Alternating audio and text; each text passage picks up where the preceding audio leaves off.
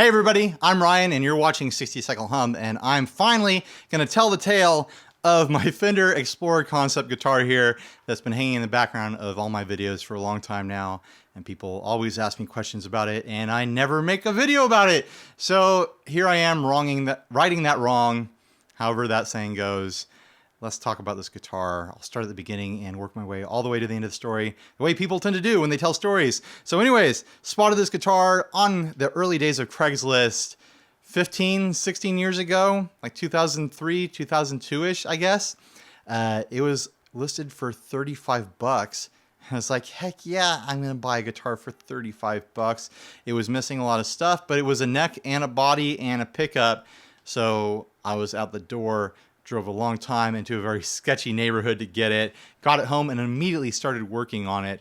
I'm going to split this into three parts. I'm going to talk about the journey with the neck, and then I'll talk about the journey with the body, and I'll talk about the journey with the pickups and the other hardware. So the neck, the original neck on this was this really crappy Fender knockoff with a big 70s style headstock on it, completely non-Fender nut. It was like a Gibson style nut on this thing. I have no idea where they found this neck, but the frets were super flat on it, super hard to hold down because they were so flat and worn out. There was a tidy little bend right in the middle around the 6th fret that made it very hard to dial in and to play. But I played it like that for my punk rock shows for a year or so and just put up with it, and it was just like, no one cares if I play the note right.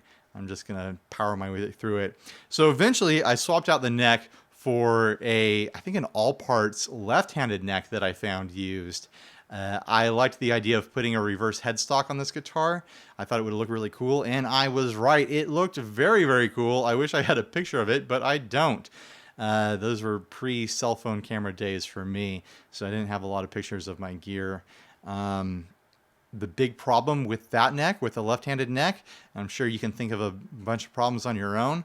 I did just take the nut out and spin it around to make it work. I'm sure there's people out there who will tell me why that's the wrong thing to do. But I can tell you the reason why I stopped using that neck on this guitar was because I didn't think about it when I bought it, but on a left-handed neck, the fret dots on the edge of the neck get put on the other side, so I had no indicator of where my hand was. And the way this guitar sits on your body, it sits very forward, so there's no like looking at the face of the neck to see the dots. I had no indicators of what fret I was on, which is fine in the cowboy chord area, but I do a lot of lead stuff. I was up in here and I was always getting lost, and that was a big reason to swap that neck. I eventually landed on this made in Mexico Fender neck. It's fine. It's just fine. There's nothing wrong with this neck. It plays great. I love Mexican Fender necks. They're just very predictable and very safe, and I've never found one that didn't play well. So this neck has lived on here ever since. I've been thinking about swapping it, though, for the maple neck that I have on my Fender Flying V project back there, because I think a lighter neck would look better on this guitar and a darker neck would look better on that one. And they're both Mexican Strat necks, so it's an easy swap. Let's talk about the body now. When I bought this, it was painted this thick, flat, sticky, spray painty black and covered in stickers of the Sublime and 311 variety. Like any sticker you could imagine going along with 311 and Sublime stickers was on this thing. I immediately went to town, stripping all the paint and all the stickers away, and discovered this beautiful heavy chunk of wonderful mahogany underneath all that crap.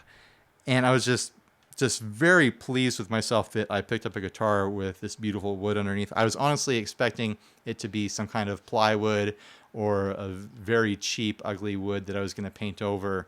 But once I saw this and I put a little bit of oil on there to see how the grain looked, I was like, I got to clear coat this thing. No stain, no finishing, just clear coat. I hung this body up in an attic space adjacent to my bedroom in my parents' house. And every day when I would come home from work or college or whatever I was doing at the time, I would open up a can of polyurethane and I would hand brush it onto this guitar, one new layer every day. And eventually it built up enough layer that it had a bit of a shine to it. I didn't sand it at all. I didn't, polish it. I was just like, painted it on, it's shiny, I'm done.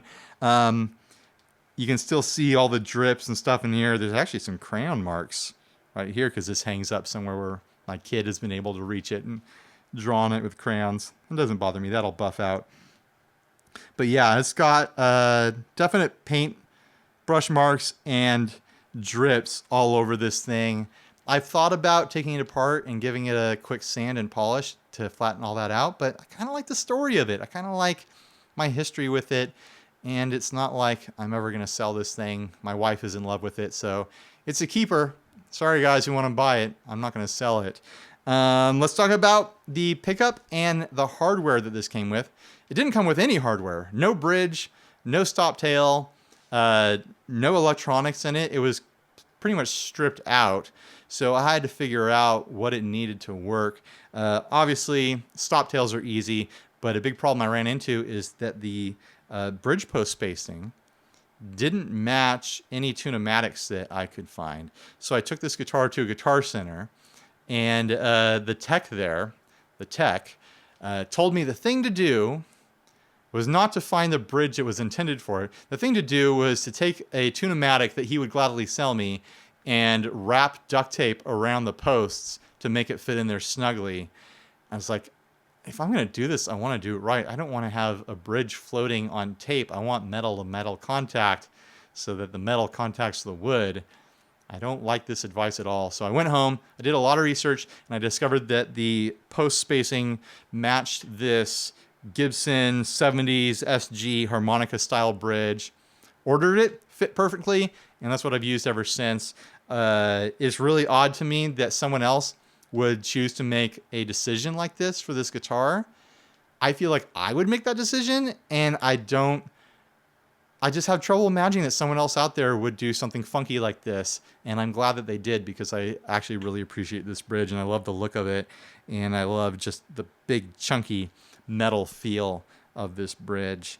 This guitar came with a completely different pickup in it. It had this double cream humbucker that had been all scratched up and covered in blue Sharpie for who knows what reason. Meth is a hell of a drug, kids. Stay away from it.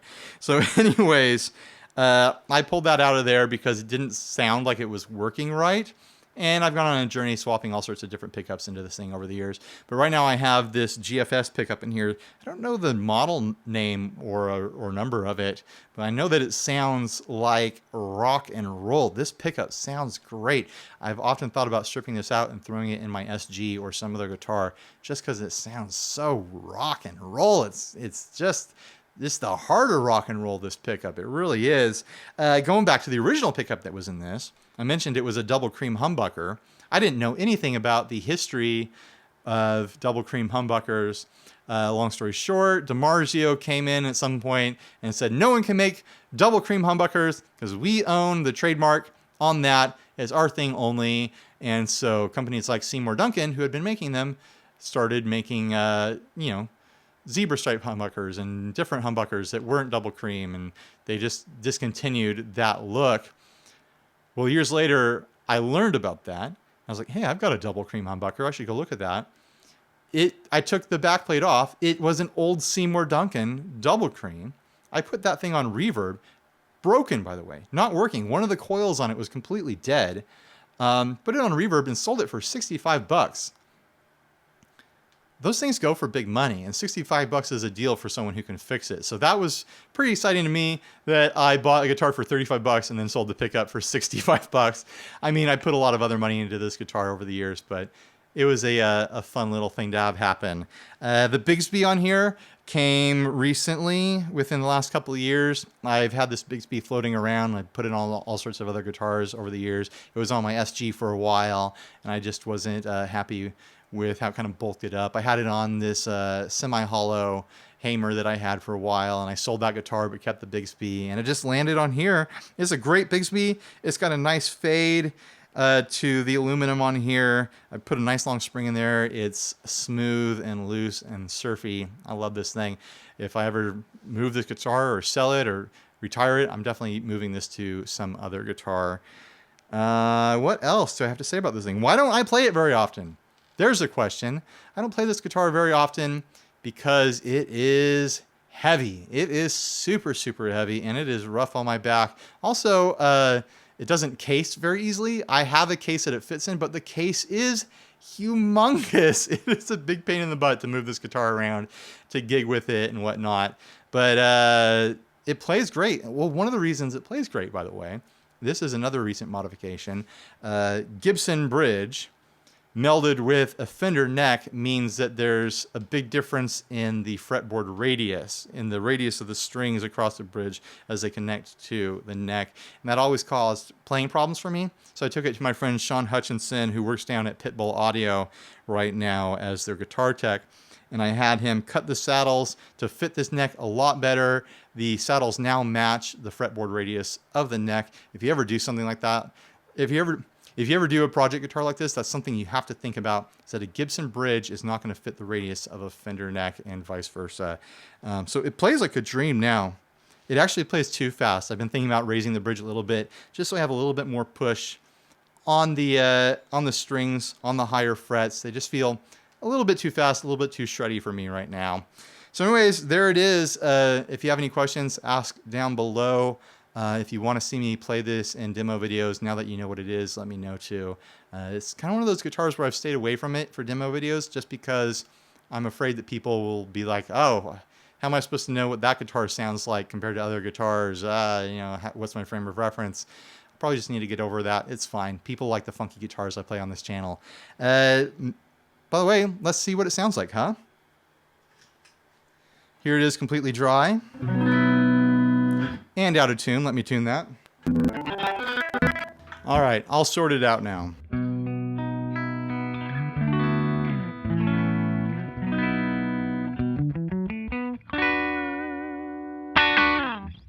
Let's try a little bit of overdrive.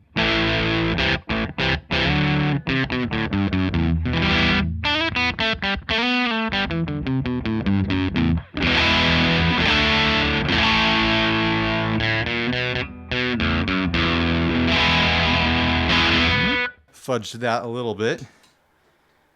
How about some fuzz?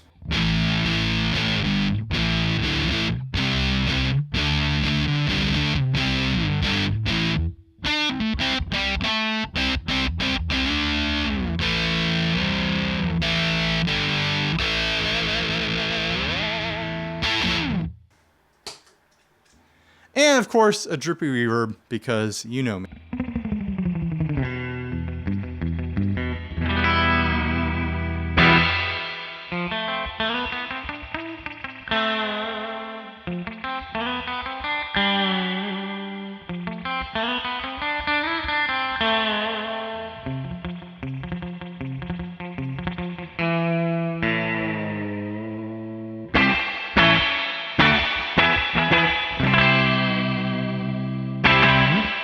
So there it is, my Fender Explorer brick of a guitar, the pretty wood, and a single pickup. I hope you enjoyed this video. Please like, subscribe, dislike, leave me rude and nasty comments. If you want to wear a shirt that looks like this, I have a link to our threadless shop down below where you can buy one just like it. What else? Oh, support us on Patreon. Later, guys.